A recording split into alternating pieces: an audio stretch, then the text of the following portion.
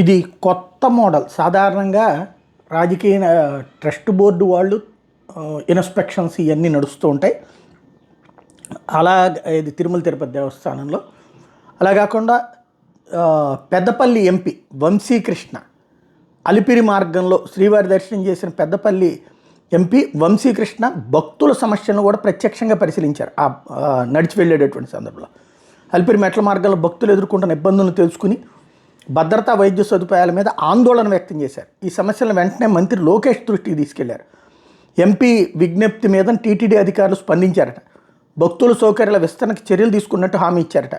ముఖ్యంగా అలిపిరి మెట్ల మార్గంలోని 7వ మైలు రాయి దగ్గర డిస్పెన్సరీ ఏర్పాటు చేయాలని నిర్ణయం తీసుకున్నారు. దీంతో మెట్ల మార్గం ద్వారా వెళ్లే భక్తులకు వైద్య సౌకర్యం అందుబాటులో ఉండబోతుంది. ఇది తాజా అంశం. అంటే అక్కడ ఇంతవరకు అది టీటీడీ బోర్డు ఆలోచించలేకపోయింది. అది బయట నుంచి వచ్చినటువంటి వాళ్ళు ఆ పాదయాత్రికుడిగా రాబట్టి ఆ ఎంపీ గారికి తెలుసు. మామూలుగా నడిచి వచ్చేసే వాళ్ళకి ప్రాబ్లం ఏం లేదు. ఇట్లాంటి వాళ్ళు ఒక స్ట్రేచర్లో బ్రతికి అలా నడిచి వచ్చేటప్పుడు ఆ నొప్పి తెలిసినప్పుడు వాళ్ళు ఎవరికి చెప్పుకోవాలంటే పాలక మండలికి చెప్పుకోవాలి. పాలక మండలి ఇట్లాంటి వాళ్ళది వినదా? ఇప్పటిదాకా విని ఉంటే పాలక మండలికి చెప్పుండేవాళ్ళు కదా. కాబట్టి ఎక్కడ తేడా వస్తుందో ఒకసారి క్రాస్ చెక్ చేసుకోండి.